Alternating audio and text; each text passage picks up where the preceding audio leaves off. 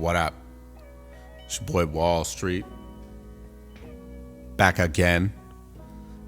And I just want to take a little moment to just say Andrew Wiggins is still a bucket. And frankly, will always be one. Right? And I haven't talked about Andrew Wiggins a ton on this channel, but like back in the day, like I remember seeing this dude's like high school mixtapes and being like, this guy is like the next one. Like he is so good. There's not even a contest that this dude is not going to be amazing, right? And I think a lot of people set the expectations very high for him, right? They thought he was going to be the next LeBron, the next Kobe. And obviously players like that don't come along all the time, right? But that should not be a knock against Andrew Wiggins, right? And I think I'm very excited that he was part of this Jimmy Butler trade, because I think him being a part of this Miami Heat team, and he's under contract next year, and then the year after he's a player option for about $30 million or so. So, you know, he's likely going to be in Miami hopefully for the next 2 years, right? And if not, he'll be somewhere else, what have you. But he'll probably be in a place where he can score, have the ball in his hands a decent amount, and, you know, make plays. And, you know, tonight, the Heat finally broke their losing streak. He went off for 42 points. A very, very impressive game.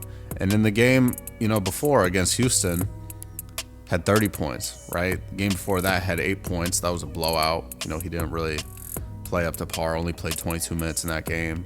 But the game before, against Boston, 23 points. Game before that, against the Clippers, 22 points. So even though the Heat are losing, he's still putting up buckets. And I just think Andrew Wiggins has gotten like this really bad rap since like he went to the Warriors, and I really don't understand why. Like everyone kind of just wrote him off and was like, you know, this dude isn't really that good. He's like a third or fourth option, and a third or fourth option can still be a very good player. It depends on what team you're on, right? And now he's clearly, I don't know if he's the first option, but he's more like, you know, 1B or 1C as opposed to being a true third option. And, you know, people just wrote him off. You know, he was an all-star in 22. That was the same year that the Warriors won the championship. He was a big reason why they won that championship. You know, he's a career 18.5 points per game scorer. You know, he's 11 years in the league right now, 760 plus games played. He's only not started 12 of them. Like, you got to give credit where credit is due. This guy was a number 1 overall pick in the league. And the guy that a lot of people said was going to be better, and Jabari Parker, hasn't been in the NBA in at least a couple of years now, right? And shout out to Jabari Parker. Jabari Parker had a lot of injury issues and still, you know, had a somewhat long career in the NBA, you know, for a guy that had all the injury issues that he had.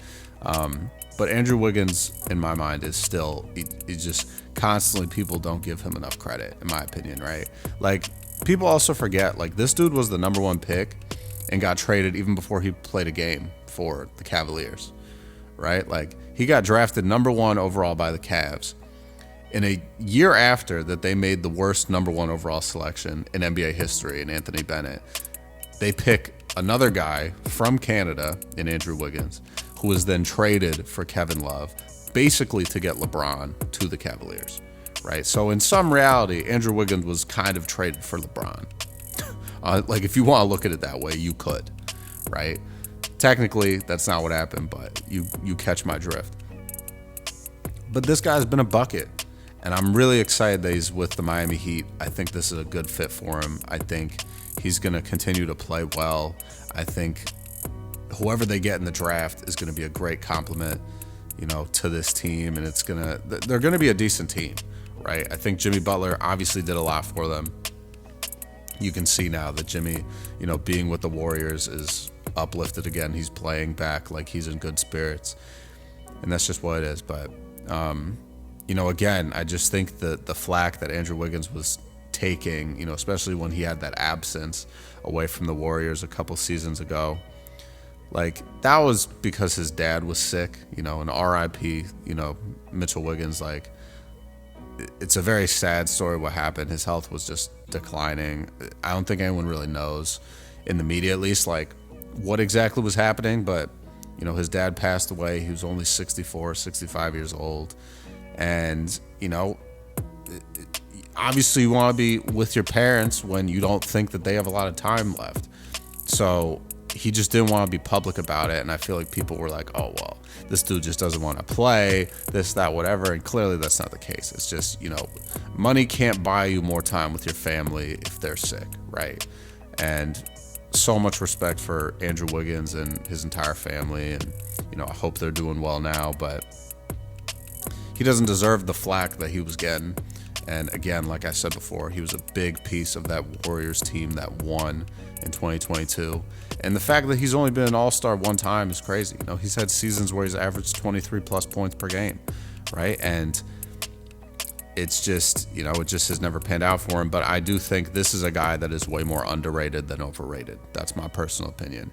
And, maybe he didn't meet everyone's expectations, but again, I think this game that he just had against the Hornets, putting up 42 points in the manner in which he did it, pull-up jumpers, threes, showing off all of his handles, all of his moves to the basket. He is a player that is just a bucket. He is just an absolute bucket. And I think a lot of people originally thought, okay, this dude's just a, really athletic and he's above the rim type of guy. He's going to be a dunker, this, that, whatever. He's shown throughout his career that he's adaptable and he can do things like he did tonight, pull up jumpers, creating space off the dribble. He's a good player. And I'm a real big fan of Andrew Wiggins. I've been a huge fan of Andrew Wiggins since, he got into the league, basically. Even before that, I remember hearing his college decision. I was like, damn, he's going to Kansas. I thought he was going to Florida State. And, I've just been a big fan. I think he's a down-to-earth dude. He's a good guy, and he plays hard.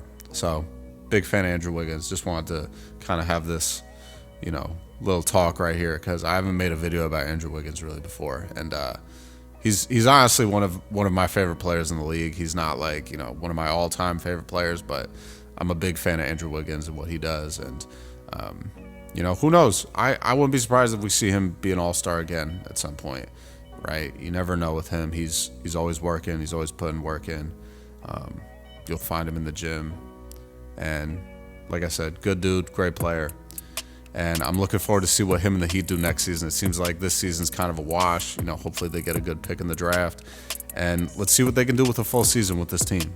I think it'll be interesting. I don't know how, good they're going to be, but I think they're going to be back to that Miami Heat underdog mentality of being, a 7 or 8 seed and, giving a team in the first round of the playoffs a run for their money. We'll see what happens. But let me know what you guys think, man. What are your thoughts on Andrew Wiggins? Do you think he's still a bucket? I do, but I want to know what you think. So please leave some comments down below. You know what it is. And, enjoy the rest of your day, guys. I'm going to catch you later. Stay safe, handle business, stand on business. Peace out.